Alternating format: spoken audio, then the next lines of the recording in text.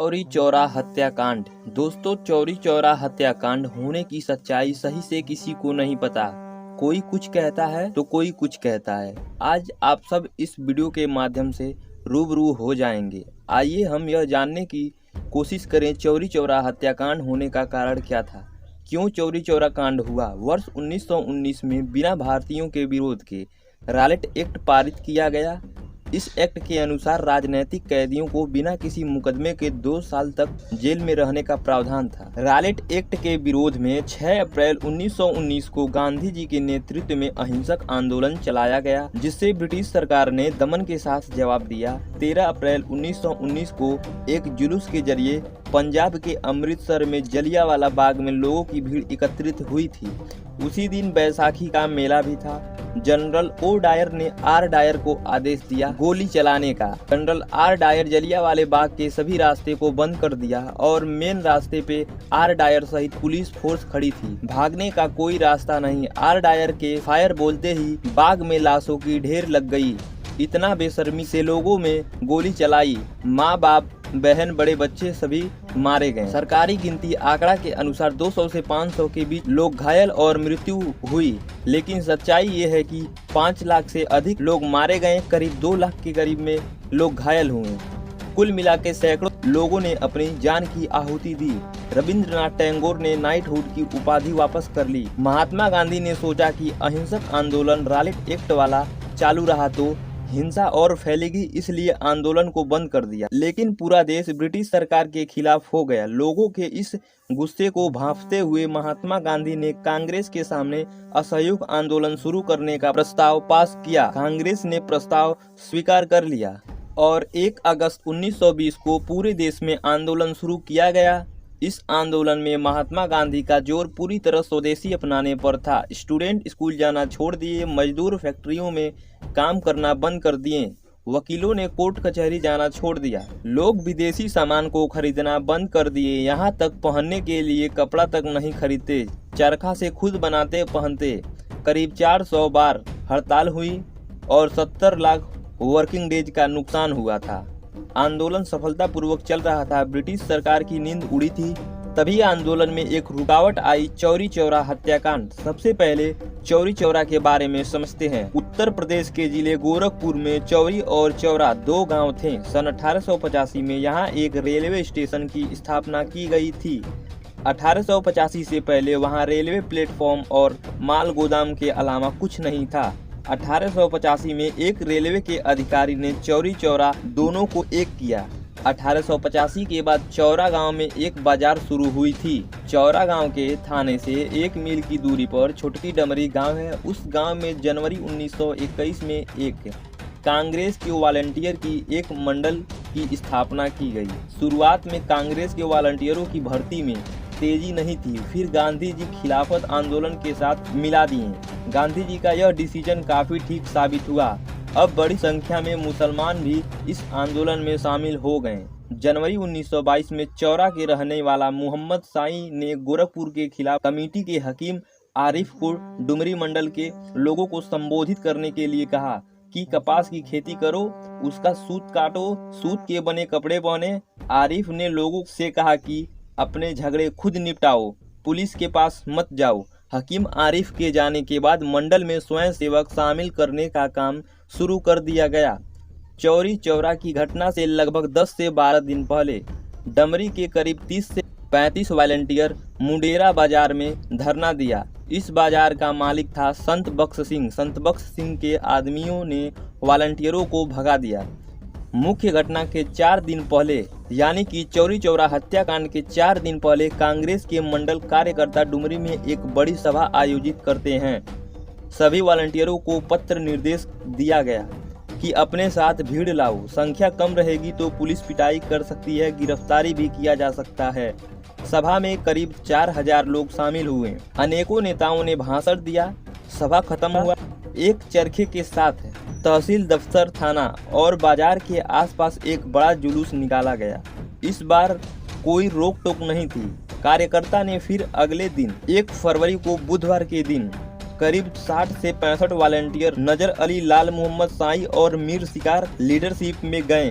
बख्श सिंह के आदमियों ने फिर भगा दिया, लेकिन वापस जाने से पहले कर्मचारियों ने बख्श सिंह से कहा शनिवार को वे और भी ज्यादा लोग आएंगे। 4 फरवरी 1922 आज के ही दिन शनिवार था। सुबह 800 लोग एक जगह जमा हुए और बदला लेने की तरकीब सोच रहे थे। इधर चौरा थाने के दरोगा गुप्तेश्वर सिंह को इस मामले की खबर थी। इसके मुखबिरों ने उसे बताया था इस मीटिंग में कुछ अहम फैसले हो सकते हैं। गुप्तेश्वर सिंह अधिक पुलिस बुला लिए, जिनके पास बंदूकें भी थीं। कुछ सिपाहियों को मीटिंग में समझाने के लिए भेजा। कार्यकर्ता ने बात नहीं मानी। कुछ देर बाद सभा ने जुलूस की शक्ल ले ली। महात्मा गांधी की जय के नारे लग रहे थे। लोगों की संख्या 3000 के करीब हो गई। सामने दरोगा गुप्तेश्वर सिंह अपने सिपाहियों और चौकीदार के साथ खड़ा दिखाई दिया। गुप्तेश्वर सिंह और उनकी सिपाहियों को देखकर नेता पहले कुछ देर ठहरे, लेकिन अपने संख्यावाद पर भरोसा था। आगे बढ़ते गए। इलाके के जमींदार सरकार उमराव सिंह के मैनेजर हरचरण सिंह थे। हरचरण सिंह ने पुलिस और नेताओं के बीच बात किए। नेताओं ने यह भरोसा दिया कि वे शांतिपूर्वक मुंडेरा बाजार चले जाएंगे। हरचरण सिंह ने दरोगा और सिपाहियों से बात किया और सामने से हटने को बोला, लेकिन जैसे जैसे लोग आगे बढ़ते गए, मुंडेरा में साप्ताहिक शनिवार की बाजार में आए लोग भी भीड़ में शामिल होते गए। संख्या बहुत बढ़ गई। कुछ देर बाद जुलूस थाने के सामने आ गई। माहौल बिगड़ने की आवश्यकता देखते हुए दरोगा ने जुलूस को अवैध भीड़ भाड़ घोषित कर दिया। इस पर भीड़ भड़क गई। पुलिस और भीड़ के बीच झपट शुरू हो गई। उसी दौरान थाने के एक सिपाही ने गलती कर दी। आंदोलनकारियों की गांधी टोपी उतार ली, उसे पैर से कुचलने लगा। उस समय गांधी टोपी और महात्मा गांधी आजादी के सिंबल माने जाते थे। इस भीड़ के लोग गांधी जी को चमत्कारी मानते थे। उस समय के लोकल अखबारों में ऐसी कई घटनाएं छपी जिससे गांधी जी को चमत्कार की बात की गई। किसी को शारीरिक मानसिक कष्ट होता तो लोग कहते गांधी बाबा ने उसकी करनी का सजा दे रहे हैं। गांधी के नाम का जाप भी किया जाता था। इसलिए गांधी टोपी को पैर से कुचलते देख आंदोलनकारियों का पारा 7वें आसमान पर पहुंच गया। जुलूस में शामिल पुलिस फायरिंग स्टार्ट कर दी। गोलीबारी में 11 आंदोलनकारियों की मौत हो गई, अन्य घायल हो गए। फायरिंग करते करते पुलिस वालों की गोलियां खत्म हो गई। जान बचाने के लिए थाने की तरफ भागे और यह कहा जाता है कि आंदोलनकारियों से बचने के लिए खुद को लॉकअप में बंद कर लिए। तभी आंदोलनकारियों ने किसी दुकान से केरोसिन मिट्टी का तेल का टीना उठा लाए और थाने पर घास फूस डाल के थाने में आग लगा दी। दरोगा गुप्तेश्वर सिंह भागने की कोशिश की तो भीड़ ने उठा के आग में फेंक दिया। दरोगा के अलावा सब इंस्पेक्टर पृथ्वीराज पाल सिंह, बशीर खान, कपिल देव सिंह, लखई सिंह, रघुवीर सिंह, विशेषर यादव, मोहम्मद अली, हसन खान, गदाबख्श खान, जमा खान, मंगरू चौबे, रामबली पांडे, कपिल देव, इंदिरा सिंह, रामलखन सिंह, मर्यादा खान, जगदेश सिंह, जगई सिंह आदि आग के शिकार हुए। कुल 22 पुलिस जिंदा जला के मार दिए गए। इसी तरह एक सिपाही मोहम्मद सिद्दीकी वहां से भागने में कामयाब हो गया। भागता हुआ पड़ोस के गौरी बाजार थाने में गया। वहां के दरोगा नदारत थे। उनकी गैर मौजूदगी में मोहम्मद जहूर नाम का थाने का इंचार्ज था। जहूर को सारी घटना क्रम बताया। उसने डायरी में दर्ज किया। जिला प्रशासन आगे कार्रवाई की। चौरी चौरा कांड पर पुलिस ने सैकड़ों आंदोलनकारियों पर केस दर्ज कर दिया था। केस की सुनवाई गोरखपुर जिला में हुई थी।